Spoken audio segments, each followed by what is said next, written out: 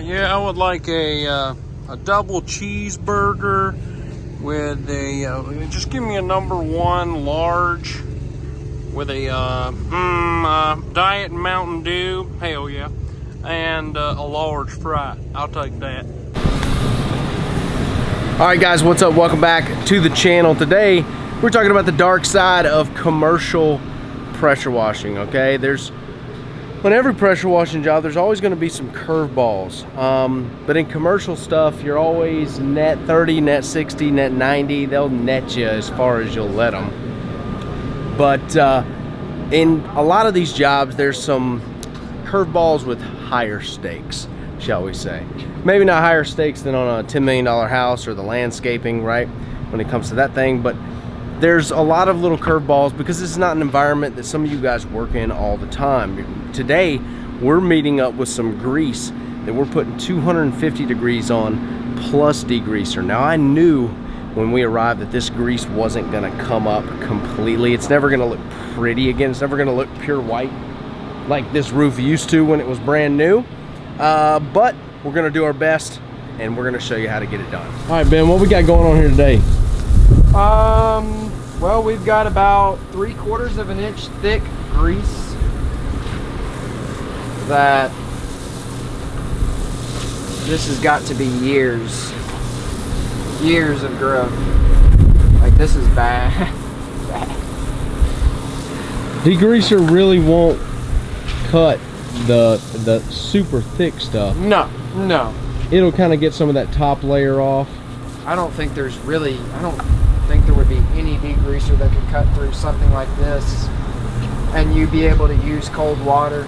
I mean, it's not a chance. Yeah, no, there's just, I mean, like stuff that we treated, like this was, it was all out here and stuff, and I mean, that was just, you know,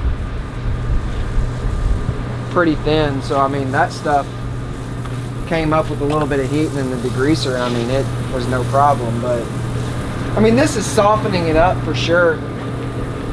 Like, for sure, you can tell. I mean, it gets gummy when you step on it. Ridiculous.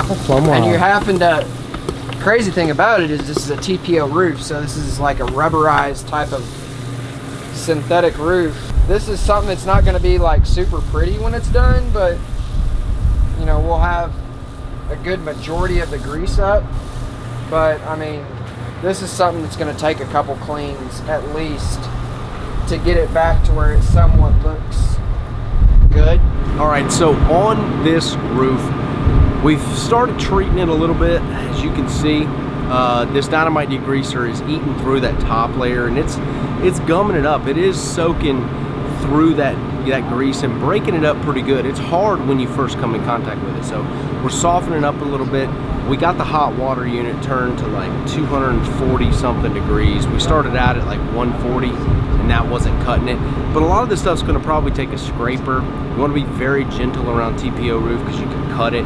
If your scraper is super sharp, it will cut it and you don't wanna do that. That's a liability, that's a pitfall. It's a dark side of this thing. So the liabilities in these type of jobs is just a little bit different than the liabilities on residential. Maybe it's not higher stakes, it's just a different type of stakes, right? And it's always net 60, all right? So check this out, we're gonna go look at some of this footage. But before we jump into the rest of this cleaning, guys, listen, if you're looking to launch your pressure washing business into winter, right? Which is a tough time of year for a lot of guys. I know they're kind of, shutting down their shop, about to hibernate for a little bit to the spring.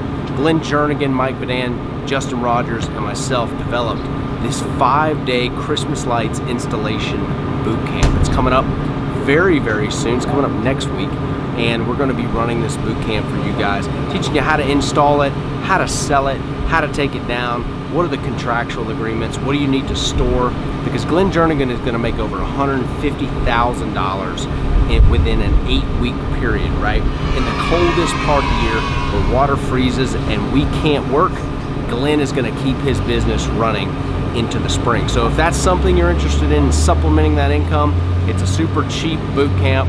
A bunch of people are in it right now.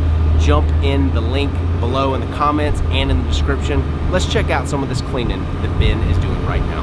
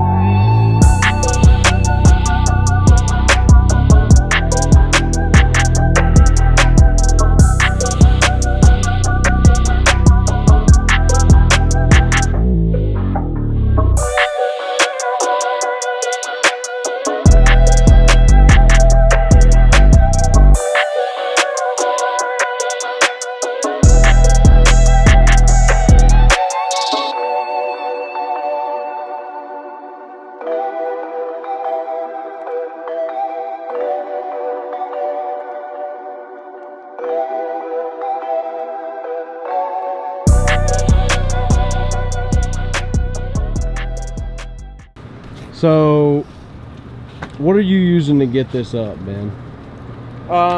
Basically, you got degreaser, dynamite degreaser, letting that sit, and then about 250 degree water.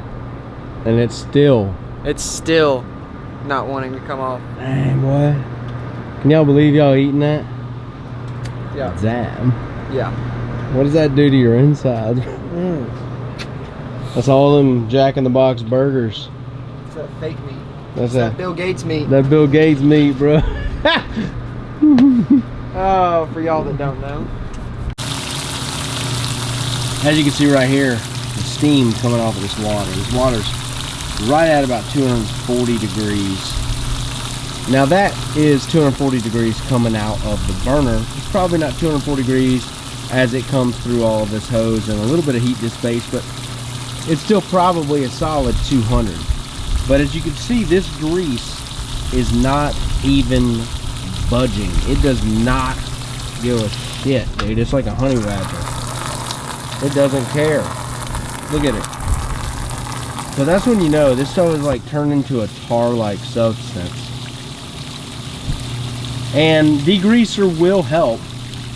Even the strongest degreasers like dynamite, some of that stuff will help. But at the end of the day, it's not going to get everything. Some of this stuff is just tar at this point, and you're gonna have to use high pressure, hot water. We got a little low spot here. Yeah.